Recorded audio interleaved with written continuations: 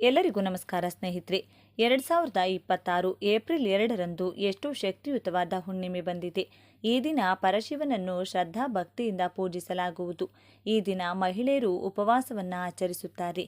ವಿವಾಹಿತ ಅಥವಾ ಅವಿವಾಹಿತ ಹೆಂಗಸರು ಅಥವಾ ಹುಡುಗಿಯರು ಪತಿ, ತಂದೆ, ಸಹೋದರ, ಮಗ ಮತ್ತು ಮನೆಯಲ್ಲಿನ ಇತರ ಪುರುಷರ ದೀರ್ಘಾಯುಷ್ಯ ಮತ್ತು ಸಮೃದ್ಧಿಗಾಗಿ ಪೂಜೆಯನ್ನು ಮಾಡ್ತಾರೆ. ಈ ದಿನ ಈ ಕಡಲೆಕಾಳು ಮತ್ತು ಹಾಲಿನಿಂದ ಈ ಚಿಕ್ಕ ಕೆಲಸ ಮಾಡಿ ಈ ರೀತಿ ಪೂಜೆ ಮಾಡಿದರೆ ಸರ್ವ ದೇವತೆಗಳ ರಕ್ಷಣೆ ಮನೆಗೆ ಸಿಗುತ್ತದೆ. ಕಷ್ಟಗಳೆಲ್ಲ ಮಂಜಿನಂತೆ ಕರಗಿ ಹೋಗುತ್ತದೆ. ಜೀವನದಲ್ಲಿನ ಎಲ್ಲ ವಿಧವಾದ ಸಮಸ್ಯೆಗಳು ದೂರವಾಗಲು, ಹಣದ ಏಳಿಗೆ, ನೆಮ್ಮದಿಯನ್ನು ಪಡೆಯಲು ಅರಳಿ ಮರಕ್ಕೆ ಪೂಜೆ ಮಾಡಿ ಶುಕ್ರನ ಬಲ ಹೆಚ್ಚಾಗಿ ಧನಾಕರ್ಷಣೆಯಾಗುತ್ತದೆ ಎಂದು ಇವತ್ತಿನ ಈ ವಿಡಿಯೋದಲ್ಲಿ ಸಂಪೂರ್ಣವಾಗಿ ತಿಳಿಸಿಕೊಡ್ತೀವಿ. ಬನ್ನಿ. ಅದಕ್ಕೂ ಮುಂಚೆ ನೀವಿನ್ನು ಚಾನಲ್ಗೆ ಸಬ್ಸ್ಕ್ರೈಬ್ ಆಗಿಲ್ಲ ಅಂದರೆ ಈಗಲೇ ಸಬ್ಸ್ಕ್ರೈಬ್ ಆಗಿ, ಹಾಗೆ ವಿಡಿಯೋಗೆ ಲೈಕ್ ಮಾಡಿ, ವಿಡಿಯೋ ಸ್ಕಿಪ್ ಮಾಡದೆ ಕೊನೆ ತನಕ ನೋಡಿ. ಎಲ್ಲರೂ ಭಕ್ತಿಯಿಂದ ಓಂ ಶ್ರೀ ಮಹಾಲಕ್ಷ್ಮಿ ನಮಃ ಅಂತ ಕಮೆಂಟ್ ಮಾಡಿ. ಇನ್ನು ಈ ದಿನ ಸಂಜೆ ದೇವರ ಮನೆಯಲ್ಲಿ ತುಪ್ಪದಿಂದ ದೀಪ ಹಚ್ಚಿದರೆ ನಿಮ್ಮ ಮನೆಯೆಲ್ಲ ಸುಖ ಸಂತೋಷದಿಂದ ತುಂಬಿ ಹೋಗುತ್ತದೆ. ಅಷ್ಟೈಶ್ವರ್ಯ ಪ್ರಾಪ್ತಿಯಾಗುತ್ತದೆ. ಶಿವನ ದೇವಸ್ಥಾನದಲ್ಲಿ ಅಭಿಷೇಕ ನೋಡಿದರೆ ನಿಮಗಿರುವಂತಹ ಕಷ್ಟಗಳೆಲ್ಲವೂ ಹೊರಟು ಹೋಗುತ್ತದೆ. ಇನ್ನು ಆರ್ಥಿಕ ಸಮಸ್ಯೆ ಇರುವವರು, ಆದಾಯ ಸರಿಯಾಗಿ ಬರದೆ ಕಷ್ಟಪಡುವವರು ಕಡಲೆಕಾಳುಗಳನ್ನು ನೆನೆಸಿ ಅದನ್ನು ಸೂಜಿ ದಾರ ತೆಗೆದುಕೊಂಡು ಪೋಣಿಸಿ ಮಾಲೆಯಂತೆ ತಯಾರಿಸಿ ದತ್ತಾತ್ರೇಯ ಸ್ವಾಮಿಯ ಕೊರಳಿನಲ್ಲಿ ಹಾಕಬೇಕು. ದತ್ತಾತ್ರೇಯ ಸ್ವಾಮಿ ವಿಗ್ರಹ ನಿಮಗೆ ಎಲ್ಲ ಶಿವನ ದೇವಾಲಯಗಳಲ್ಲೂ ಇರುತ್ತದೆ. ಒಂದು ವೇಳೆ ಸಿಗಲಿಲ್ಲ ಅಂದ ಪಕ್ಷದಲ್ಲಿ ಶಿವನ ಕೊರಳಿನಲ್ಲೂ ಕೂಡ ಹಾಕಬಹುದು. ಅಥವಾ ನಿಮ್ಮ ಮನೆಯಲ್ಲೇ ದತ್ತಾತ್ರೇಯ ಸ್ವಾಮಿ ಅಥವಾ ಶಿವನ ಫೋಟೋ ಇದ್ದರೆ ಆ ಫೋಟೋಗೂ ಕೂಡ ಹಾಕಬಹುದು. ನೀವು ಮನೆಯಲ್ಲಿ ಮಾಲೆ ಹಾಕಿದರೆ ಅಮಾವಾಸ್ಯೆ ಮುಗಿದ ಮೇಲೆ ಆ ಮಾಲಿನ ತೆಗೆದು ಯಾವುದಾದರೂ ಮರದ ಮೇಲೋ ಅಥವಾ ಯಾವುದಾದರೂ ಪಕ್ಷಿಗೋ ಅಥವಾ ಹರಿಯುವ ನೀರಿನಲ್ಲೋ ಹಾಕಿಬಿಡಿ. ಈ ರೀತಿ ಮಾಡೋದ್ರಿಂದ ಅಖಂಡ ಲಕ್ಷ್ಮಿ ಕಟಾಕ್ಷ ಪ್ರಾಪ್ತಿಯಾಗುತ್ತದೆ. ಇನ್ನು ಮಕ್ಕಳು ಹಾಗೂ ಜೀವನದಲ್ಲಿ ಅಭಿವೃದ್ಧಿ ಬಯಸುವವರು ದಕ್ಷಿಣಾಮೂರ್ತಿ ಫೋಟೋ ಮುಂದೆ ಬಿಳಿ ಹೂಗಳನ್ನು ಸಮರ್ಪಿಸಿ ಬಿಳಿ ಬಣ್ಣದ ಕಲ್ಲು ಸಕ್ಕರೆಯನ್ನು ನೈವೇದ್ಯವಾಗಿ ಸಮರ್ಪಿಸಿದರೆ ದಕ್ಷಿಣಾಮೂರ್ತಿಯ ಆಶೀರ್ವಾದದಿಂದ ವಿದ್ಯೆ ಚೆನ್ನಾಗಿ ತಲೆಗೆ ಹತ್ತುತ್ತದೆ. ಟೆಸ್ಟ್ಗಳಲ್ಲಿ, ಎಕ್ಸಾಮ್ಗಳಲ್ಲಿ ಒಳ್ಳೆಯ ಮಾರ್ಕ್ಸ್ ಬರುತ್ತದೆ. ಇಂಟರ್ವ್ಯೂನಲ್ಲೂ ಕೂಡ ಪಾಸ್ ಆಗ್ತೀರಿ. ಒಳ್ಳೆಯ ಕೆಲಸ ಸಿಗುತ್ತದೆ. ಇನ್ನು ಮದುವೆ ಆಗದೇ ಇರುವವರು ಹಾಗೂ ಮದುವೆಯಾಗಿ ಜೀವನದಲ್ಲಿ ಸಂತೋಷ ಇಲ್ಲದಿರುವವರು ಅಕ್ಕಿ ಹಿಟ್ಟಿನಿಂದ ಸ್ವಲ್ಪ ನೀರು ಬೆರೆಸಿ ಅದರಿಂದ 2 ದೀಪ ತಯಾರಿಸಿ ಅದನ್ನು ಲಕ್ಷ್ಮೀ ದೇವಿ ಫೋಟೋ ಮುಂದೆ ಇಟ್ಟು ದೀಪ ಹಚ್ಚಿ ಇಡೀ ಹಾಗೆ ಕಲ್ಲು ಸಕ್ಕರೆಯನ್ನು ನೈವೇದ್ಯವಾಗಿ ಸಮರ್ಪಿಸಿದರೆ ದೇವಿಯ ಆಶೀರ್ವಾದದಿಂದ ಬೇಗನೆ ನಿಮ್ಮ ಜಾತಕದಲ್ಲಿರುವಂಥ ದೋಷಗಳು, ವಿಘ್ನಗಳು ನಿವಾರಣೆಯಾಗಿ ಒಳ್ಳೆಯ ಸಂಬಂಧ ಕೂಡಿ ಬರುತ್ತದೆ. ಹಾಗೆ ನಿಮ್ಮ ಮದುವೆ ಜೀವನದಲ್ಲಿರುವಂಥ ಮನಸ್ತಾಪಗಳು, ಕಷ್ಟಗಳು, ಸಮಸ್ಯೆಗಳು ಕೂಡ ದೂರವಾಗುತ್ತದೆ. ಅಮಾವಾಸ್ಯೆ ನಂತರ ಈ ದೀಪವನ್ನು ಯಾವುದಾದರೂ ಹರಿಯುವ ನೀರಿನಲ್ಲಿ ಹಾಕಬಹುದು. ಅಥವಾ ನಿಮ್ಮ ಮನೆಯಲ್ಲೇ ಒಂದು ಬಟ್ಟಲಿನಲ್ಲಿ ನೀರು ತಗೊಂಡು ಅದರಲ್ಲಿ ಈ ದೀಪವನ್ನು ಹಾಕಿ ಮಿಕ್ಸ್ ಮಾಡಿ ಆ ನೀರನ್ನು ನಿಮ್ಮ ಮನೆಯಲ್ಲ ಇರುವಂಥ ಗಿಡಗಳಿಗೂ ಕೂಡ ಹಾಕಬಹುದು. ಈ ಅಮಾವಾಸ್ಯೆ ದಿನದಂದು ಪರಮೇಶ್ವರನ ಧ್ಯಾನದಲ್ಲಿ ಲೀನವಾಗಿರುತ್ತಾರೆ. ಪರಮೇಶ್ವರನ ಜಟಾಜೂಟದಲ್ಲಿ ಒಂದು ಅದ್ಭುತವಾದಂತಹ ಶಕ್ತಿ ಇರುತ್ತದೆ. ಒಂದು ವೇಳೆ ಪರಮೇಶ್ವರ ಧ್ಯಾನ ಮಾಡುತ್ತಿರುವಂತಹ ಫೋಟೋ ನಿಮ್ಮ ಮನೆಯಲ್ಲಿದ್ದರೆ ಆ ಫೋಟೋ ಮುಂದೆ ಬಿಳಿ ಬಣ್ಣದ ಹೂಗಳನ್ನು ಇಟ್ಟು ಪೂಜೆ ಮಾಡಿ ನೈವೇದ್ಯವಾಗಿ 2 ಬಾಳೆಹಣ್ಣುಗಳನ್ನು ಸಮರ್ಪಿಸಿ. ಇಲ್ಲದಿದ್ದರೆ ಮೊಬೈಲ್ನಲ್ಲೋ ಅಥವಾ ಕಂಪ್ಯೂಟರ್ನಲ್ಲೋ ಫೋಟೋ ತಗೊಂಡು ಅದನ್ನೇ ಪ್ರಿಂಟೌಟ್ ತಗೊಂಡು ಅದನ್ನು ಕೂಡ ನೀವು ದೇವರ ಮನೆಯಲ್ಲಿಟ್ಟು ಪೂಜೆ ಮಾಡಬಹುದು. ಈ ರೀತಿ ಬಿಳಿ ಹೂಗಳನ್ನು ಧ್ಯಾನದಲ್ಲಿರುವಂಥ ಶಿವನಿಗೆ ಸಮರ್ಪಿಸೋದ್ರಿಂದ ಆ ಹೂಗಳು ಶಿವನ ಪಾದಕ್ಕೆ ಸೇರ್ತವೆ ಎಂದು ಹೇಳುತ್ತಾರೆ. 1 ವರ್ಷದ ಕಾಲ ಶಿವನ ಅನುಗ್ರಹ ಕೂಡ ಸಿಗುತ್ತದೆಯಂತೆ. ಹೊಸದಾಗಿ ಶಿವ ಧ್ಯಾನದಲ್ಲಿರುವಂಥ ಫೋಟೋ ನಿಮ್ಮ ಮನೆಗೆ ತಂದು ಮನೆಯಲ್ಲೇ ಇಟ್ಕೊಳ್ಳೋದ್ರಿಂದ ನಿಮಗಿರುವಂಥ ಎಲ್ಲ ಕಷ್ಟಗಳು, ಸಮಸ್ಯೆಗಳು, ದರಿದ್ರ ಬಾಧೆಗಳು ಎಲ್ಲವೂ ಕೂಡ ಹೊರಟು ಹೋಗುತ್ತದೆ. ವರ್ಷವಿಡೀ ಒಳ್ಳೆಯ ಲಾಭವನ್ನು ನೋಡುತ್ತೀರಿ. ಈ ದಿನ ಒಂದು ಗ್ಲಾಸ್ ಹಾಲನ್ನು ಒಂದು ಬೆಳ್ಳಿ ಪಾತ್ರೆ ಇಲ್ಲ ಅಂದರೆ ಸ್ಟೀಲ್ ಬಟ್ಟಲಿಗೆ ಹಾಕ್ಕೊಂಡು ಅದರಲ್ಲಿ ಸ್ವಲ್ಪ ಬೆಲ್ಲ ಬೆರೆಸಿ 5ರಿಂದ 6 ಏಲಕ್ಕಿಗಳನ್ನು ಕುಟ್ಟಿ ಪುಡಿ ಮಾಡಿ ಅದರಲ್ಲಿ ಮಿಕ್ಸ್ ಮಾಡಿಕೊಂಡು ಆ ಪಾತ್ರೆಯನ್ನು ದೇವರ ಮುಂದೆ ಇಟ್ಟು ಓಂ ಕ್ಲೀಂ ಲಂ ಶ್ರೀ ಸಾಯಿ ಸುಖಪ್ರದಾಯಿನಿ ನಮಃ ಈ ಮಂತ್ರವನ್ನು 3 ಸಲ ಜಪ ಮಾಡಿ ಆ ಹಾಲನ್ನು ಕುಡಿಯಬೇಕು.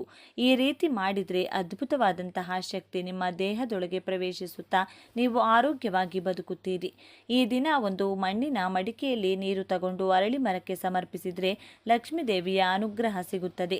ಸಂಜೆ ದಂಪತಿಗಳಿಬ್ಬರು ಆಗಲೇ ಹೇಳಿದ ಪ್ರಕಾರ ಹಾಲು, ಬೆಲ್ಲ, ಏಲಕ್ಕಿ ಬೆರೆಸಿ ತಯಾರಿಸಿದಂಥ ಹಾಲನ್ನು ಸಾಯಿಬಾಬಾ ಮುಂದೆ ಇಟ್ಟು ಪೂಜೆ ಮಾಡಿ. ಆ ಹಾಲನ್ನು ಗಂಡ ಹೆಂಡತಿ ಇಬ್ಬರೂ ಹಂಚಿಕೊಂಡು ಕುಡಿಯೋದ್ರಿಂದ ನಿಮ್ಮ ದಾಂಪತ್ಯದಲ್ಲಿ ಯಾವುದಾದರೂ ಸಮಸ್ಯೆಗಳು, ದೋಷಗಳು, ಮನಸ್ತಾಪಗಳು ಅಥವಾ ನಿಮ್ಮ ದಾಂಪತ್ಯದ ಮೇಲೆ ಯಾರಾದರೂ ಕೆಟ್ಟ ಕಣ್ಣು ಬಿದ್ದಿದ್ರೆ ಅದೆಲ್ಲವೂ ಕೂಡ ಸುಟ್ಟು ಬೂದಿಯಾಗುತ್ತದೆ. ಇನ್ನು ಸಂಜೆ ತುಳಸಿ ಗಿಡದ ಮುಂದೆ ಹಸು ತುಪ್ಪದಿಂದ ದೀಪ ಹಚ್ಚಿದರೆ ನಿಮ್ಮ ಅದೃಷ್ಟ ಬದಲಾಗುತ್ತದೆ. ಇನ್ನು ಈ ದಿನದಂದು ದಾನ ಮಾಡುವುದು ತುಂಬ ಶ್ರೇಷ್ಠ ಅಂತ ಹೇಳ್ತಾರೆ.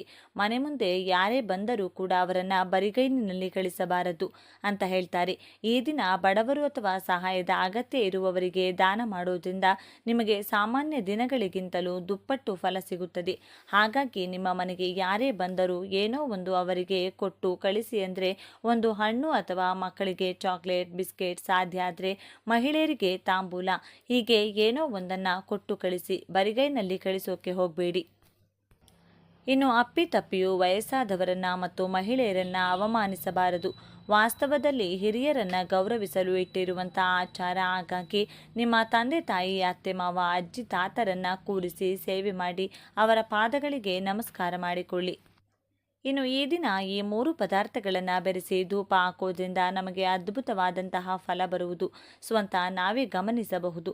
ಹಾಗೆ ನಮಗಿರುವಂತಹ ದರಿದ್ರ, ಕಷ್ಟಗಳು ಎಲ್ಲವೂ ಹೋಗಿ ಲಕ್ಷ್ಮೀದೇವಿಯ ಆಶೀರ್ವಾದ ಕೂಡ ಪಡೆದುಕೊಳ್ಳಬಹುದು.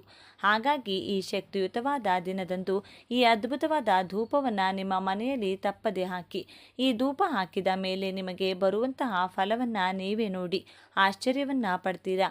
ಹಾಗೆ ನಿಮ್ಮ ಮನೆಯಲ್ಲಿ ಇನ್ಮುಂದೆ ದೃಷ್ಟಿದೋಷಗಳು, ದೊಡ್ಡ ದೊಡ್ಡ ಸಮಸ್ಯೆಗಳು ಹಾಗೂ ನಮ್ಮನ್ನು ದ್ವೇಷಿಸುವವರು ನಮ್ಮ ಮೇಲೆ ಮಾಡುವಂಥ ಕೆಟ್ಟ ಪ್ರಯೋಗಗಳನ್ನು ಕೂಡ ನಾವು ಅಮಾವಾಸ್ಯೆ ದಿನ ನಿವಾರಿಸಿಕೊಳ್ಳಬಹುದು.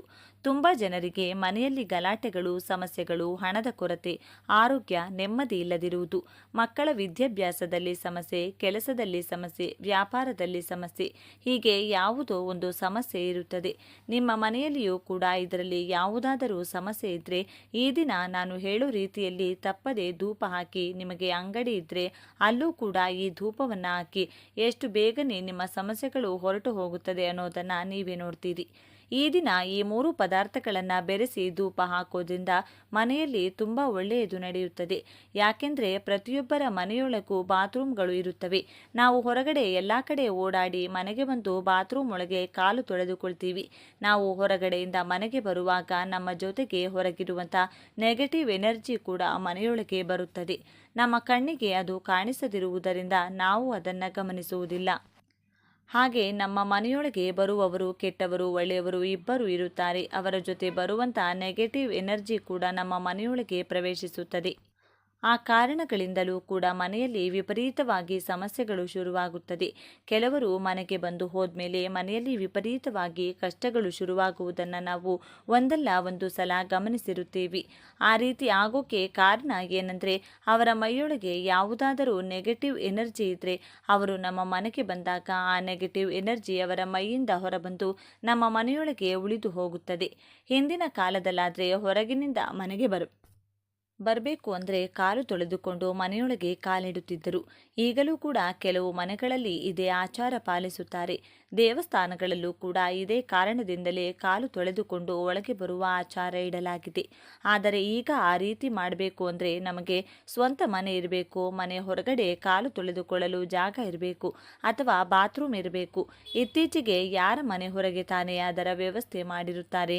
ಎಲ್ಲರ ಮನೆಯಲ್ಲೂ ಬಾತ್ರೂಮ್ಗಳು ಹಾಲಲ್ಲಿ ಅಥವಾ ಬೆಡ್ರೂಮ್ ಒಳಗಡೆ ಕಟ್ಟಿರುತ್ತಾರೆ. ಕೆಲವರ ಮನೆಗಳಲ್ಲಿ ಕಿಚನ್ ಒಳಗಿರುತ್ತದೆ. ಹಾಗಾಗಿ ಇರೋ ದರಿದ್ರ ಎಲ್ಲ ನಮ್ಮ ಮನೆಯಲ್ಲಿ ನಾವು ಬಂದೋಬಸ್ತಾಗಿ ಕಾಪಾಡಿಕೊಳ್ತಾ ಇರ್ತೀವಿ. ಹಾಗಾಗಿ ಆಗಾಗ ಮನೆಯಲ್ಲಿ ಸಾಂಬ್ರಾಣಿ ಹಾಕೋದು, ಪ್ರತಿದಿನ ಅಗರಬತ್ತಿ ಹಾಗೂ ಧೂಪ ಹಚ್ಚೋದು, ಗಂಟೆ ಹೊಡೆಯೋದು, ಶಂಕು ಊದೋದು ಇದೆಲ್ಲವೂ ಎಲ್ಲ ಕೂಡ ಮಾಡ್ತಾ ಇರಬೇಕು. ಬಾತ್ರೂಮಿಂದ ಹೊರಗೆ ಬರುವಾಗ ಕಾಲು ತೊಳೆದುಕೊಂಡು ಬರಬೇಕು. ಇದನ್ನು ಮಕ್ಕಳಿಗೂ ಕೂಡ ಅಭ್ಯಾಸ ಮಾಡಿಸಬೇಕು. ಪ್ರತಿದಿನ ಮನೆಗೆ ಹೊರಗಿನಿಂದ ಒಳಗೆ ಬರುವಾಗ ಕಾಲು ತೊಳೆಯಲು ಸಾಧ್ಯವಾಗಲಿಲ್ಲ ಅಂದರೂ ಕೂಡ ಯಾವುದಾದರೂ ಸಾವಿಗೆ ಹೋದಾಗ ಅಥವಾ ಸ್ಮಶಾನಕ್ಕೆ ಹೋದ ಸಂದರ್ಭದಲ್ಲಿ ಯಾವುದಾದರೂ ಪಾತ್ರೆಯ ಒಳಗೆ ಕಾಲಿಟ್ಟು ಮನೆ ಹೊರಗಡೆಯೇ ಕಾಲು ತೊಳೆದುಕೊಂಡು ಮನೆಯೊಳಗೆ ಹೋಗೋಕೆ ಪ್ರಯತ್ನ ಪಡಿ. ಅಥವಾ ನೀವು ಮನೆಯೊಳಗೆ ಬಂದರೂ ಕೂಡ ಸ್ನಾನ ಮಾಡಿದ ಮೇಲೆ ಮನೆಯೆಲ್ಲ ಗಂಗಾ ಜಲ ಚೆಲ್ಲಿ ಮನೆಯನ್ನು ಗುಡಿಸಿ ಒರೆಸಿಕೊಳ್ಳಿ. ಅಥವಾ ಒಂದು ವಾಟರ್ ಬಾಟಲ್ ತಗೊಂಡು ಮನೆ ಹತ್ತಿರದಲ್ಲಿ ಎಲ್ಲಾದರೂ ಜಾಗ ಇದ್ದರೆ ಅಲ್ಲೇ ಕಾಲು ತೊಳೆದುಕೊಂಡು ಮತ್ತೆ ಮನೆಗೆ ಹೋಗಿ. ಇನ್ನು ಧೂಪ ಹಾಕೋಕೆ ಬೇಕಾದಂಥ ಪದಾರ್ಥಗಳು ಸಾಂಬ್ರಾಣಿ, ಕರ್ಪೂರ ಹಾಗೂ ಕೆಲವು ಒಣಗಿದಂಥ ಬೇವಿನ ಎಲೆಗಳು. ಈ 3 ಪದಾರ್ಥಗಳನ್ನು ತುಂಬ ಮುಖ್ಯ. ಇದರ ಜೊತೆಗೆ ನಿಮ್ಮ ಹತ್ತಿರ ಇದ್ದರೆ ಕೆಲವು ದರ್ಬೆ ಹಾಗೂ ಒಣಗಿದ ತುಳಸಿ ಎಲೆಗಳು ಮತ್ತು ಒಣಗಿದ ವೀಳ್ಯದೆಲೆಗಳನ್ನು ಕೂಡ ಸೇರಿಸಬಹುದು. ಇಲ್ಲದಿದ್ದರೆ ಬರೀ ಬೇವಿನ ಎಲೆ, ಕರ್ಪೂರ ಮತ್ತು ಸಾಂಬ್ರಾಣಿ ಬಳಸಿ ಧೂಪ ಹಾಕಿದರೂ ಕೂಡ ಸರಿ ಹೋಗುತ್ತದೆ. ಇದರಿಂದ ನಿಮ್ಮ ಮನೆಯಲ್ಲಿ ಏನಾದರೂ ನೆಗೆಟಿವ್ ಎನರ್ಜಿ ಇದ್ದರೆ ಅಥವಾ ಮೈಯಲ್ಲಿ ಏನಾದರೂ ಇದ್ದರೆ ಒಂದು ಕ್ಷಣ ಕೂಡ ನಿಮ್ಮ ಮನೆಯಲ್ಲಿ ಇರುವುದಿಲ್ಲ. ಯಾವ ರೀತಿ ಮನೆಯೊಳಗೆ ಬಂತು ಅದೇ ರೀತಿ ಹೊರಗೆ ಹೊರಟು ಹೋಗುತ್ತದೆ. ಅದು ನಿಮಗೆ ಕಾಣಿಸುವುದಿಲ್ಲ. ಆದರೂ ಕೂಡ ನೀವು ಈ ಧೂಪ ಹಾಕಿದ ಮೇಲೆ ನಿಮ್ಮ ಮನೆಯಲ್ಲ ಹಾಗೂ ಮೈಯಲ್ಲಿ ನಡೆಯುವಂಥ ಬದಲಾವಣೆಗಳನ್ನು ನೀವೇ ಗಮನಿಸುತ್ತೀರಿ. ಈ ವಿಡಿಯೋ ನಿಮಗೆ ಇಷ್ಟ ಆದರೆ ಲೈಕ್ ಮಾಡಿ, ಶೇರ್ ಮಾಡಿ. ಇಂಥ ಹೆಚ್ಚಿನ ಉತ್ತಮ ಮಾಹಿತಿಗಳಿಗಾಗಿ ತಪ್ಪದೇ ನಮ್ಮ ಚಾನೆಲ್ನ ಸಬ್ಸ್ಕ್ರೈಬ್ ಮಾಡಿಕೊಳ್ಳಿ. ಈ 4 ರಾಶಿಯವರಿಗೆ ರಾಜಯೋಗ ಶುರುವಾಗಿದೆ. ಈ 4 ರಾಶಿಯವರು ಪ್ರತಿಯೊಂದು ಕ್ಷೇತ್ರದಲ್ಲೂ ಅಧಿಕ ಲಾಭವನ್ನು ಪಡೆಯುತ್ತಾರೆ. ತಮ್ಮ ಜೀವನದಲ್ಲಿ ಎಲ್ಲ ರೀತಿಯ ಸಮಸ್ಯೆಗಳಿಂದ ಮುಕ್ತರಾಗುತ್ತಾರೆ. ಹಾಗಾದರೆ ರಾಜಯೋಗ ಇರುವ ರಾಶಿಗಳು ಯಾವುವು? ಯಾವ ಕ್ಷೇತ್ರದಲ್ಲಿ ಅದೃಷ್ಟ ಹೊಂದಿದ್ದಾರೆ? ಯಾವ ಕ್ಷೇತ್ರದಲ್ಲಿ ಅವರು ಮುಟ್ಟಿದ್ದೆಲ್ಲ ಚಿನ್ನವಾಗಲಿದೆ? ಜೊತೆಗೆ ಈ ದಿನ ಯಾವೆಲ್ಲ ಪರಿಹಾರಗಳನ್ನು ಮಾಡಿದರೆ ಸಂಪೂರ್ಣ ಅದೃಷ್ಟ ನಿಮ್ಮದಾಗುತ್ತದೆ ಎನ್ನುವ ಬಗ್ಗೆ ಕೂಡ ನೋಡೋಣ ಬನ್ನಿ. ಈ ವಿಶೇಷವಾದ ಈ ದಿನ 3 ನಿಂಬೆಹಣ್ಣಿನಿಂದ ಮಾಡುವ ಈ ಚಿಕ್ಕ ಪರಿಹಾರದಿಂದ ನಿಮಗೆ ಭಾರಿ ಅದೃಷ್ಟ. ಶಿವನಿಗೆ ಬಲು ಇಷ್ಟವಾದಂತಹ ಈ ದಿನ ಈ ವಿಧಿವಿಧಾನವನ್ನು ಪಾಲಿಸುತ್ತಾ ಈ 3 ವಿಶೇಷ ಕೆಲಸವನ್ನು ಮಾಡಿದರೆ ನಿಮಗೆ ಪ್ರಸ್ತುತ ಇರುವಂತಹ ಮಾನಸಿಕ ವೇದನೆ, ಹಣದ ಸಂಕಷ್ಟ, ಆರೋಗ್ಯದ ಸಮಸ್ಯೆ, ಉದ್ಯೋಗದ ಕಷ್ಟಗಳು, ಶತ್ರುಗಳಿಂದ ಆಗುವಂಥ ದೊಡ್ಡ ದೊಡ್ಡ ತೊಂದರೆಗಳು ದೂರವಾಗಿ ಅನೇಕ ರೀತಿಯ ಶುಭ ಫಲಗಳು ಪ್ರಾಪ್ತಿಯಾಗುತ್ತದೆ. ಒಟ್ಟಾರೆಯಾಗಿ ನಿಂಬೆಹಣ್ಣಿನಿಂದ ಈ ಒಂದು ಪರಿಹಾರವನ್ನು ನೀವು ಈ ದಿನ ಮಾಡಿದರೆ ಖಂಡಿತ ಸ್ನೇಹಿತರೆ ನಿಮ್ಮ ಸಮಸ್ಯೆಗಳೆಲ್ಲ ಸಂಪೂರ್ಣವಾಗಿ ನಿವಾರಣೆಯಾಗುತ್ತೆ. ಏನು ಮಾಡಬೇಕು ಅಂತ ನೋಡೋಣ ಬನ್ನಿ. ಅದಕ್ಕೂ ಮುಂಚೆ ನೀವಿನ್ನು ಚಾನಲ್ಗೆ ಸಬ್ಸ್ಕ್ರೈಬ್ ಆಗಿಲ್ಲ ಅಂದರೆ ಈಗಲೇ ಸಬ್ಸ್ಕ್ರೈಬ್ ಆಗಿ, ಹಾಗೆ ವಿಡಿಯೋಗೆ ಲೈಕ್ ಮಾಡಿ, ವಿಡಿಯೋ ಸ್ಕಿಪ್ ಮಾಡದೆ ಕೊನೆ ತನಕ ನೋಡಿ. ಎಲ್ಲರೂ ಭಕ್ತಿಯಿಂದ ಓಂ ಶ್ರೀ ಮಹಾಲಕ್ಷ್ಮಿ ನಮಃ ಅಂತ ಕಮೆಂಟ್ ಮಾಡಿ. ವೃಶ್ಚಿಕ ರಾಶಿ, ನಿಮ್ಮ ಪ್ರೀತಿಯ ಸಂಬಂಧದಲ್ಲಿ ಸುಧಾರಣೆ ಉಂಟಾಗುತ್ತದೆ. ಈ ರಾಜಯೋಗದಿಂದಾಗಿ ನೀವು ಷೇರು ಮಾರುಕಟ್ಟೆಯಿಂದ ಉತ್ತಮ ಲಾಭವನ್ನು ಪಡೆಯುವ ನಿರೀಕ್ಷೆ ಇದೆ. ನಿಮ್ಮ ಕಂಪನಿಯ ವಿಸ್ತರಣೆಗಾಗಿ ನೀವು ಬ್ಯಾಂಕ್ನಿಂದ ಸಾಲವನ್ನು ಪಡೆಯಲು ಬಯಸಿದರೆ ನೀವು ಈ ಸಮಯದಲ್ಲಿ ಸಾಲವನ್ನು ಪಡೆಯಬಹುದು. ಈ ಅವಧಿಯಲ್ಲಿ ನಿಮ್ಮ ಸ್ನೇಹಿತರು ಸಹ ನಿಮಗೆ ಸಹಾಯ ಮಾಡುತ್ತಾರೆ. ಅದು ನಿಮ್ಮ ಮನಸ್ಸನ್ನು ಸಂತೋಷವಾಗಿರಿಸುತ್ತದೆ. ನಿಮ್ಮ ಆದಾಯದ ಮೂಲವು ಇಂದು ಹೆಚ್ಚಾಗಬಹುದು. ಇಂದು ನೀವು ಆಸ್ತಿಗೆ ಸಂಬಂಧಿಸಿದ ದೊಡ್ಡ ಪರಿಹಾರವನ್ನು ಪಡೆಯಬಹುದು. ನ್ಯಾಯಾಲಯದಲ್ಲಿ ನಿಮ್ಮ ವಿರುದ್ಧ ಯಾವುದೇ ಪ್ರಕರಣ ನಡೆಯುತ್ತಿದ್ದರೆ ನಿರ್ಧಾರ ನಿಮ್ಮ ಪರವಾಗಿ ಬರುತ್ತದೆ. ವೃಶ್ಚಿಕ ರಾಶಿಗೆ ಸೇರಿದವರಿಗೆ ಸಕಾರಾತ್ಮಕವಾಗಿರಲಿದೆ. ವೃಶ್ಚಿಕ ರಾಶಿಗೆ ಸೇರಿದವರ ಧೈರ್ಯ ವೃದ್ಧಿಯಾಗುವುದು. ಇದರಿಂದಾಗಿ ನಿಮ್ಮ ಅಪೂರ್ಣವಾದ ಕಾರ್ಯಗಳನ್ನು ಪೂರ್ಣಗೊಳಿಸುವಿರಿ ಮತ್ತು ಬೇರೆಯವರ ಮುಂದೆ ನಮ್ಮ ಮಾತನ್ನು ಸ್ಪಷ್ಟವಾಗಿ ಹೇಳುವಿರಿ. ನಿಮಗೆ ಹೊಸ ವಿಷಯಗಳನ್ನು ಕಲಿಯಲು ಉತ್ತಮ ಅವಕಾಶ ಪ್ರಾಪ್ತಿಯಾಗುವುದು ಮತ್ತು ವಿಶೇಷ ವ್ಯಕ್ತಿಯ ಭೇಟಿಯಾಗುವಿರಿ. ಧನಸ್ಸು ರಾಶಿ, ಈ ಸಂಚಾರವು ನಿಮಗೆ ಅನಿರೀಕ್ಷಿತ ಆರ್ಥಿಕ ಲಾಭವನ್ನು ನೀಡುತ್ತದೆ. ನೀವು ವಾಹನ ಇತ್ಯಾದಿಗಳನ್ನು ಪಡೆಯುವ ಸಾಧ್ಯತೆ ಇದೆ. ನಿಮ್ಮ ವೃತ್ತಿಗೆ ಸಂಬಂಧಿಸಿದಂತೆ ನೀವು ಯಾವುದೇ ನಿರ್ಧಾರವನ್ನು ತೆಗೆದುಕೊಂಡರೂ ಅದರಲ್ಲಿ ನೀವು ಯಶಸ್ವಿಯಾಗುತ್ತೀರಿ. ನೀವು ದಿಟ್ಟ ನಿರ್ಧಾರಗಳಿಂದ ಪ್ರಯೋಜನ ಪಡೆಯುತ್ತೀರಿ. ಈ ಸಮಯದಲ್ಲಿ ನಿಮ್ಮ ಆದಾಯವು ಹೆಚ್ಚಾಗುತ್ತದೆ ಮತ್ತು ನೀವು ಉಳಿಸಬಹುದು. ಮಕರ ರಾಶಿ, ಉದ್ಯೋಗವನ್ನು ಬದಲಾಯಿಸುವ ಆಲೋಚನೆಯಲ್ಲಿರುವ ಈ ರಾಶಿಯ ಜನರು ತಮ್ಮ ಪ್ರಯತ್ನಗಳಲ್ಲಿ ಯಶಸ್ಸನ್ನು ಪಡೆಯುತ್ತಾರೆ. ಈ ಅವಧಿಯಲ್ಲಿ ನಿಮ್ಮ ಉದ್ಯೋಗದಲ್ಲಿ ಬದಲಾವಣೆಯ ಸಾಧ್ಯತೆಯೂ ಇದೆ. ಆದಾಯದ ದೃಷ್ಟಿಯಿಂದಲೂ ಈ ಸಮಯ ಉತ್ತಮವಾಗಿರುತ್ತದೆ. ವಿದ್ಯಾರ್ಥಿಗಳಿಗೆ ಇದು ಉತ್ತಮ ಸಮಯವಾಗಿರುತ್ತದೆ.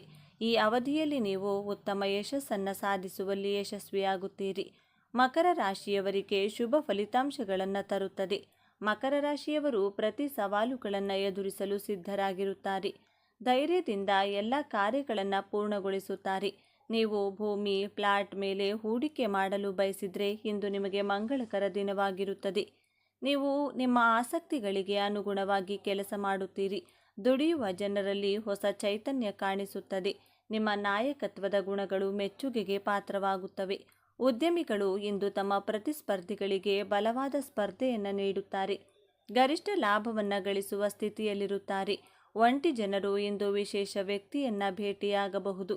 ಸಹೋದರರೊಂದಿಗೆ ಯಾವುದೇ ವಿವಾದಗಳು ನಡೆಯುತ್ತಿದ್ದರೆ ಅದು ಇಂದು ಕೊನೆಗೊಳ್ಳುತ್ತದೆ ಮತ್ತು ಸಂಬಂಧಗಳು ಗಟ್ಟಿಯಾಗುತ್ತವೆ. ಮೀನರಾಶಿ, ಈ ಅವಧಿಯಲ್ಲಿ ನೀವು ಯಶಸ್ಸು ಮತ್ತು ಪ್ರಗತಿಯನ್ನು ಸಾಧಿಸುವಿರಿ. ಕೆಲವು ದಿನಗಳಿಂದ ನಿಮ್ಮ ವೃತ್ತಿ ಜೀವನದಲ್ಲಿ ನೀವು ಎದುರಿಸುತ್ತಿರುವ ಎಲ್ಲ ಸಮಸ್ಯೆಗಳು ಈಗ ಕೊನೆಗೊಳ್ಳುತ್ತವೆ. ನೀವು ವಿದೇಶಕ್ಕೆ ಹೋಗಲು ಯೋಜಿಸುತ್ತಿದ್ದರೆ ವಿದೇಶದ ಪ್ರವಾಸದ ನಿಮ್ಮ ಪ್ರಯತ್ನಗಳು ಯಶಸ್ವಿಯಾಗುತ್ತವೆ. ಬಹಳ ದಿನಗಳಿಂದ ಬಾಕಿ ಇದ್ದ ಯಾವುದೇ ಶುಭ ಕಾರ್ಯಗಳು ಇಂದು ಪೂರ್ಣಗೊಳ್ಳಲಿವೆ. ಮೀನರಾಶಿಗೆ ಸೇರಿದವರಿಗೆ ಪ್ರತಿ ಹೆಜ್ಜೆಗೂ ಅದೃಷ್ಟದ ಸಂಪೂರ್ಣ ಬೆಂಬಲವನ್ನು ಪಡೆಯುವವರು ಮತ್ತು ವೃತ್ತಿ ಹಾಗೂ ವೈಯಕ್ತಿಕ ಜೀವನದಲ್ಲಿ ಎಲ್ಲ ಸಮಸ್ಯೆಗಳಿಂದ ಮುಕ್ತಿ ಹೊಂದುವರು. ನೀವು ಜೀವನದಲ್ಲಿ ಸಕಾರಾತ್ಮಕ ಬದಲಾವಣೆಯನ್ನು ಹೊಂದುವರು. ಇದರಿಂದಾಗಿ ನೀವು ಉತ್ತಮ ನಿರ್ಧಾರಗಳನ್ನು ತೆಗೆದುಕೊಳ್ಳುವಿರಿ ಮತ್ತು ಬೇರೆಯವರ ಸಹಾಯಕ್ಕಾಗಿ ಸಿದ್ಧರಿರುವಿರಿ. ವ್ಯಾಪಾರ ಮಾಡುವ ಈ ರಾಶಿಯವರು ಹೆಚ್ಚಿನ ಧನ ಲಾಭವನ್ನು ಪಡೆಯುವರು ಮತ್ತು ಬೇರೆ ವ್ಯಾಪಾರಕ್ಕಾಗಿ ಹೂಡಿಕೆಯನ್ನು ಮಾಡುವಿರಿ. ನೀವು ಹಣಕ್ಕೆ ಸಂಬಂಧಿಸಿದಂತೆ ಉತ್ತಮ ನಿರ್ಧಾರಗಳನ್ನು ತೆಗೆದುಕೊಳ್ಳುವಿರಿ ಮತ್ತು ನಿಮ್ಮ ಆರೋಗ್ಯ ಉತ್ತಮವಾಗಿರುವುದು. ನವವಿವಾಹಿತರ ಮನೆಗೆ ಹೊಸ ಅತಿಥಿಯ ಆಗಮನವಾಗುವುದು. ಇದರಿಂದಾಗಿ ಮನೆಯಲ್ಲಿ ಸದಸ್ಯರು ಸಂತೋಷದಿಂದ ಇರುವರು. ಸಂಜೆ ನೀವು ಸಾಮಾಜಿಕ ಕಾರ್ಯಕ್ರಮಗಳಲ್ಲಿ ಭಾಗವಹಿಸುವಿರಿ. ಇದರಿಂದಾಗಿ ನಿಮ್ಮ ಗೌರವ ಮತ್ತು ಖ್ಯಾತಿ ಹೆಚ್ಚಾಗುವುದು. ಇನ್ನು ದಿನ ಮಹಾಶಿವನ ಅನುಗ್ರಹದ ಜೊತೆಗೆ ಪಿತೃದೇವತೆಗಳ ಸಂಪೂರ್ಣ ಕೃಪೆ ಉಂಟಾಗಿ ದೊಡ್ಡ ಮಟ್ಟದ ಯಶಸ್ಸನ್ನು ನೀವು ಕಾಣಬಹುದು. ಈ ದಿನದಂದು ಶಿವ ಪಾರ್ವತಿಯರಿಗೆ ಸಂಬಂಧಪಟ್ಟಂಥ ಪರಿಹಾರಗಳನ್ನು, ಪೂಜೆಗಳನ್ನು, ಅನುಷ್ಠಾನಗಳನ್ನು ಮಾಡಿಕೊಳ್ಳಲು ತುಂಬ ಶ್ರೇಷ್ಠ ದಿನ ಅಂತ ಹೇಳಬಹುದು. ಈ ಬಗ್ಗೆ ಶಿವಪುರಾಣದಲ್ಲಿ ಅದ್ಭುತವಾಗಿ ತಿಳಿಸಿದ್ದಾರೆ. ಈ ದಿನ ಶಿವಲಿಂಗದ ಮೇಲೆ ಅರ್ಚಕರು ಬಿಲ್ವ ಪತ್ರೆಯನ್ನು ಇಟ್ಟಾಗ ಅದರ ಮೇಲೆ ಒಂದು ಕಪ್ಪು ಇರುವೆ ಆಕಸ್ಮಿಕವಾಗಿ ಬಿದ್ದು ಎಲ್ಲಿಗೆ ಹೋಗಬೇಕು ಎಂದು ತಿಳಿಯದೆ ಶಿವಲಿಂಗದ ಮೇಲೆ ಸುತ್ತಿ ತನಗೆ ತಿಳಿಯದೆ ಪ್ರದಕ್ಷಿಣೆಯನ್ನು ಹಾಕಿತ್ತಂತೆ. ಈ ಫಲವಾಗಿ ಮರುಜನ್ಮದಲ್ಲಿ ಕಾಶಿ ರಾಜ್ಯಕ್ಕೆ ರಾಜನಾಗಿ ಜನಿಸಿ ಆ ಇರುವೆ ಸಕಲ ಐಶ್ವರ್ಯವನ್ನು ಪಡೆದಿತ್ತಂತೆ. ಆದ್ದರಿಂದ ಈ ದಿನ ಪ್ರತಿಯೊಬ್ಬರೂ ಕೂಡ ನಿಮ್ಮ ಮನೆಗೆ ಸಮೀಪದಲ್ಲಿರ್ತಕ್ಕಂಥ ಶಿವ ದೇವಾಲಯಕ್ಕೆ ತೆರಳಿ ತಪ್ಪದೆ ಶಿವನಿಗೆ ಪ್ರದಕ್ಷಿಣೆಯನ್ನು ಹಾಕಬೇಕು. ಈ ದಿನ ಶಿವನಿಗೆ ಪೂಜೆಯನ್ನು ಮಾಡುವುದರ ಜೊತೆಗೆ ಮಹಾಶಕ್ತಿ ಸ್ವರೂಪಿಣಿಯಾದಂಥ ಪಾರ್ವತಿ ದೇವಿ ಅಂದರೆ ದುರ್ಗಾದೇವಿಯ ಪೂಜೆಯನ್ನು ಮರೆಯದೆ ಮಾಡಿದರೆ ಸರ್ವ ಶತ್ರುಗಳ ಬಾಧೆ ಕಳೆದು ಸರ್ವ ಕಾರ್ಯದಲ್ಲೂ ಯಶಸ್ಸು, ಹಣದ ಸಮಸ್ಯೆಗಳು ದೂರವಾಗುತ್ತೆ. ಸರ್ವ ಕಾರ್ಯದಲ್ಲೂ ಯಶಸ್ಸು ಉಂಟಾಗಿ ಹಣದ ಸಮಸ್ಯೆಗಳು ದೂರವಾಗ್ತಾ ಹೋಗುತ್ತೆ. ಈ ದಿನ ಏನು ಮಾಡಬೇಕು ಅಂದರೆ ಮನೆಗೆ ಸಮೀಪದಲ್ಲಿ ಇರತಕ್ಕಂಥ ದುರ್ಗಾ ಪರಮೇಶ್ವರಿ ಆಲಯ, ಚಾಮುಂಡೇಶ್ವರಿ ಆಲಯ, ಚೌಡೇಶ್ವರಿ ಅಥವಾ ರಾಮದೇವತೆಯ ಆಲಯ ಎಲ್ಲಾದರೂ ಸರಿ ದುರ್ಗೆಗೆ ಸಂಬಂಧಪಟ್ಟಂಥ ಆಲಯಕ್ಕೆ ತೆರಳಿ ನಿಂಬೆಹಣ್ಣಿನ ದೀಪವನ್ನು ಹಚ್ಚಿ ನಿಂಬೆಹಣ್ಣಿನ ಮಾಲೆಯನ್ನು ಅರ್ಪಿಸಿ 3 ನಿಂಬೆಹಣ್ಣನ್ನು ದೇವಿಯ ಪಾದದಡಿ ಇಟ್ಟು ಮನೆಗೆ ತಂದು ಒಂದನ್ನು ಮನೆಗೆ ದೃಷ್ಟಿ ತೆಗೆದು ಒಡೆದು ಹಾಕಿ ಮತ್ತೊಂದು ನಿಂಬೆಹಣ್ಣನ್ನು ಪಾನಕ ಮಾಡಿ ಮನೆಯ ಮಂದಿಯೆಲ್ಲ ಸೇವಿಸಿ ಉಳಿದ ಮತ್ತೊಂದು ನಿಂಬೆಹಣ್ಣನ್ನು ಸಾಧ್ಯವಾದರೆ ಮನೆಯ ಹೊಸ್ತಿಲಿಗೆ ಕಟ್ ಮಾಡಿ ಹೊಸ್ತಿಲ 2 ಭಾಗದಲ್ಲಿ ಇಡಿ, ಇಲ್ಲ ಮನೆಯ ಹೊರಭಾಗ ಬಾಗಿಲಿಗೆ ಕಟ್ಟಿ. ಈ ಒಂದು ಕೆಲಸವನ್ನು ಮಾಡೋದ್ರಿಂದ ಸಕಲ ಶತ್ರು ಬಾಧೆಗಳು, ಮನೆಯಲ್ಲಿ ಕಲಹಗಳು, ಮನೆಯ ಯಜಮಾನನಿಗೆ ಆಗಾಗ ಉಂಟಾಗುವಂಥ ಅನಾರೋಗ್ಯಗಳು, ಕಾರ್ಯ ನಷ್ಟಗಳು ಕಡಿಮೆಯಾಗಿ ಎಲ್ಲ ವಿಧದಲ್ಲೂ ಒಳಿತಾಗ್ತಾ ಹೋಗುತ್ತದೆ. ಹಾಗೆಯೇ ಗ್ರಾಮ ದೇವತೆಗೆ ದುರ್ಗಾ ಮಾತೆಗೆ ಮೊಸರನ್ನವನ್ನು ನೈವೇದ್ಯ ಮಾಡಿಸಿ 4 ಜನರಿಗೆ ಹಂಚಿ. ಇದರಿಂದ ಮನಃಶಾಂತಿಯಾಗೂ ಮನೆಯ ಸದಸ್ಯರ ಆರೋಗ್ಯ ವೃದ್ಧಿಯಾಗ್ತಾ ಹೋಗುತ್ತೆ. ಇನ್ನು ಮಹಾಶಿವನಿಗೆ ಈ ದಿನ ನಂದಿವರ್ಧನ ಪುಷ್ಪ, ಬಿಳಿ ಎಕ್ಕದ ಪುಷ್ಪ ಅಥವಾ ಬಿಲ್ವ ದಳವನ್ನು ತಪ್ಪದೇ ಅರ್ಪಿಸಿ ಓಂ ನಮಃ ಶಿವಾಯ ಎಂದು ಸಾಧ್ಯವಾದಷ್ಟು ಬಾರಿ ಹೇಳಿಕೊಳ್ಳಿ. ಯಾರಿಗೆ ಕುಜದೋಷ ಇದೆ, ಮದುವೆ ಭಾಗ್ಯ ಕೂಡಿ ಬರ್ತಿಲ್ಲ, ವಯಸ್ಸು ದಾಟಿದರೂ ಹುಡುಗ ಅಥವಾ ಹುಡುಗಿ ಸೆಟ್ ಆಗ್ತಿಲ್ಲ ಅಂದರೆ ಎತ್ತುಗಳಿಗೆ ಮರೆಯದೆ ಬೆಲ್ಲದಿಂದ ಮಾಡಿದಂಥ ಸಿಹಿಯನ್ನು ತಿನ್ನಿಸಿ ಅಥವಾ ಬೆಲ್ಲದ ಚೂರನ್ನ ಮೇವಿನ ಜೊತೆಗೆ ತಿನ್ನಿಸಿದರೂ ಕೂಡ ಶಿವಾನುಗ್ರಹದಿಂದ ಕಂಕಣ ಭಾಗ್ಯ ಕೂಡಿ ಬರುತ್ತದೆ.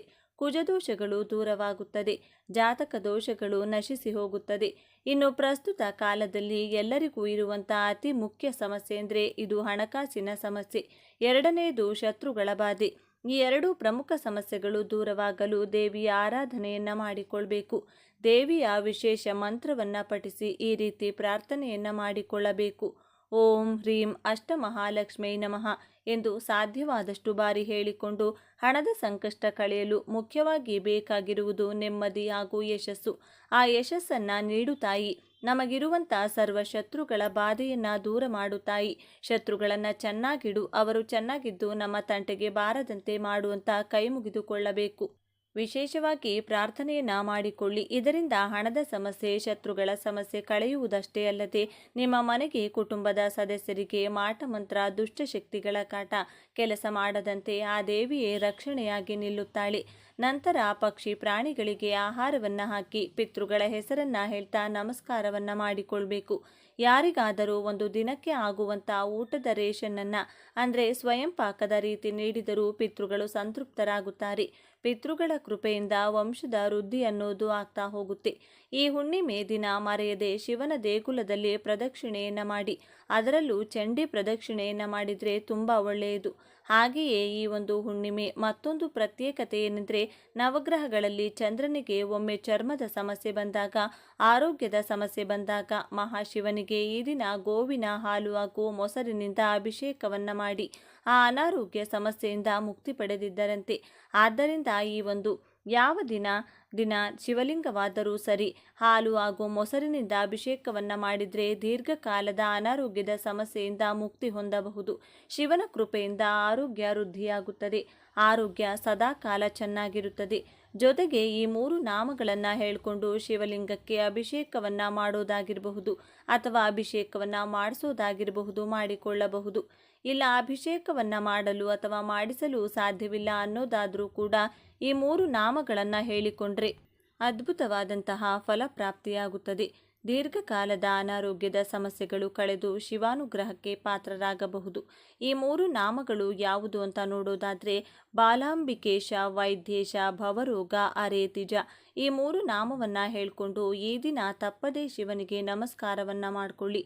ನೋಡಿದ್ರಲ್ಲ, ಈ ದಿನ ಯಾವೆಲ್ಲ ವಿಧಿವಿಧಾನವನ್ನ ಪಾಲಿಸಬೇಕು ಅಂತ ಇವತ್ತಿನ ಈ ವಿಡಿಯೋದಲ್ಲಿ ತಿಳಿಸಿಕೊಟ್ಟಿದ್ದೇವೆ. ಈ ಮಾಹಿತಿ ನಿಮಗೆ ಇಷ್ಟ ಆದರೆ ತಪ್ಪದೇ ಈ ವಿಡಿಯೋನ ಪ್ರತಿಯೊಬ್ಬರಿಗೂ ಕೂಡ ಶೇರ್ ಮಾಡಿ. ಎಲ್ಲರೂ ಭಕ್ತಿಯಿಂದ ಓಂ ನಮಃ ಶಿವಾಯ ಅಂತ ಕಮೆಂಟ್ ಮಾಡಿ. ಧನ್ಯವಾದಗಳು ಸ್ನೇಹಿತರೆ.